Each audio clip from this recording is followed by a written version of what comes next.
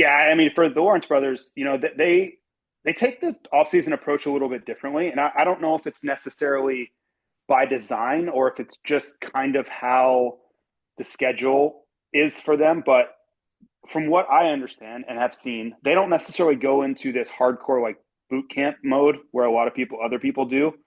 They would kind of continue on with normalcy a little bit, right? Like, yes, they back down the training. Yes, they back down the riding. But I think for a lot of guys, I know Alden Baker's program. So, speaking with AP and those guys, I got to see him at KTM last week.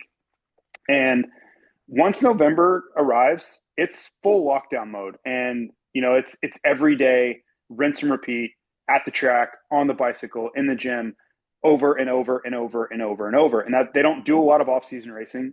They really lean into the repetitiveness of that program to give them the base fitness that they will lean on throughout the season.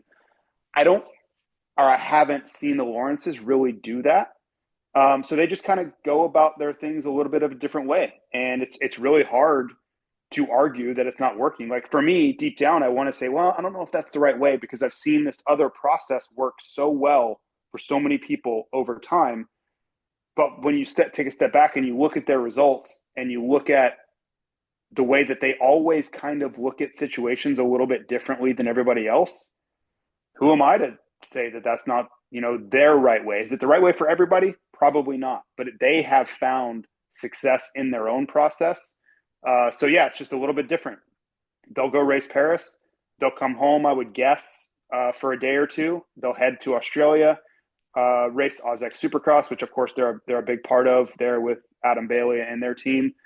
And then they'll come back and then they'll be at the media days, which last year they came directly to the media days at Anaheim Stadium, which I'll be there. But even speaking with them, kind of like, hey, where are you guys at? Are you guys doing a boot camp? And they're just like, not really. We've been flying all over the world and racing and doing all these things. Like there really hasn't been a lot of practicing. We've been kind of practicing at the races a little bit. So whether or not that shows up ever in their, you could argue, you could say January in Anaheim 1, they suffered from that. They didn't test enough. They weren't as prepared as they want to be. That's fine. I can't really argue it.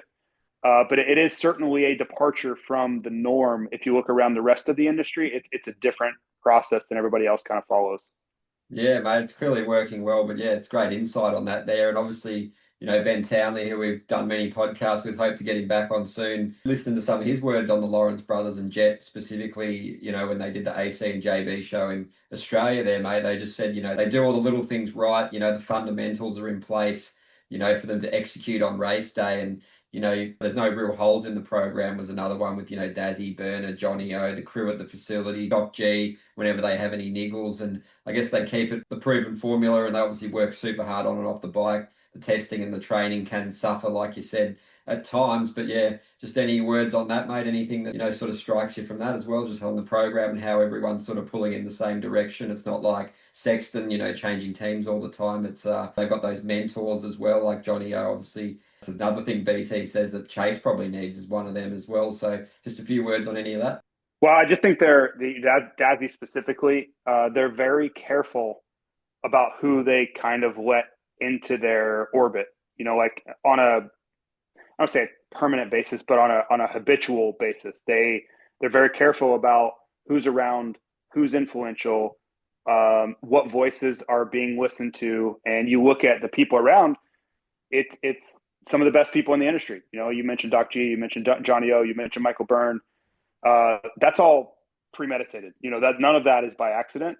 And I give a lot of credit to Dazzy because I've literally seen and heard of him kind of being like, I don't necessarily want this person or this group of people around. I want, because, it's all influential on his, I would say even Jet more than Hunter, but his children who are still, young-ish, right? And this has been over time. Johnny O's been a part of the program for going on 6 years, which means, Jet was what, 15, 16, and Hunter was 19, 20, something like that. So they were very green, and they could be pushed the wrong way or they could be influenced down the wrong pathway.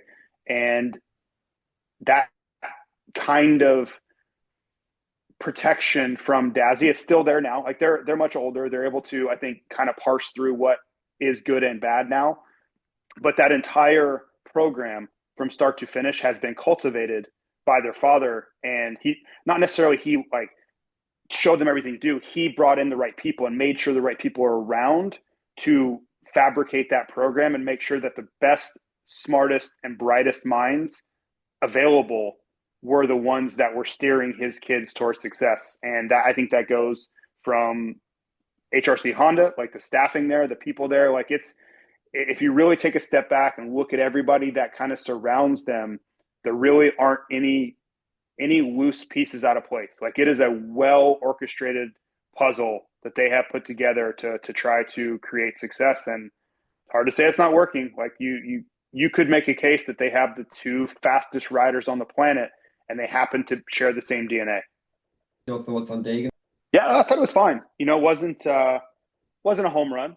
I think he would have. He had probably kind of fantasized about going in there and winning, and just really kind of putting an exclamation point on the 450 debut. But when you have the dead last gate pick, the snafu that happened there, you're going to be on the back foot the rest of the night. Like it's just the chances of you going out and winning at that point are very low. And you couple that with the performance that Roxon put in. He was just up front every time and really zero mistakes.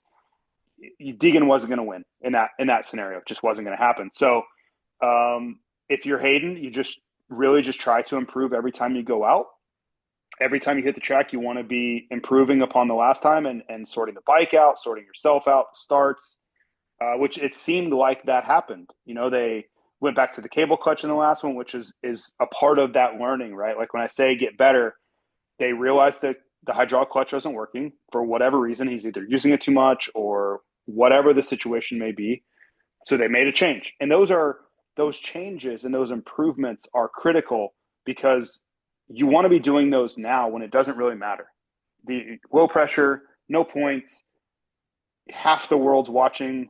A lot of the casual fans aren't paying attention because when he does show up and race in America, whenever he makes his 450 debut, everybody's going to be watching. So every little nuance, every little, I don't even want to say mistake, but just the complications and hurdles that you can clear now that you don't have to deal with in whether that's January or April or May, it's one less thing you have to deal with and one less lesson you have to learn. So all in all, I thought it was fine. It was good. He got on the podium overall. Was it everything they maybe wanted to be? Probably not. But yeah, I just think you take the good with the bad. He's healthy. He learned. He'll try to go to Australia and be better than he was. And I would guess, like if I'm Haiden and I'm leaving there, you probably just kind of shrug your shoulders. Like, yeah, it's okay. That's fine.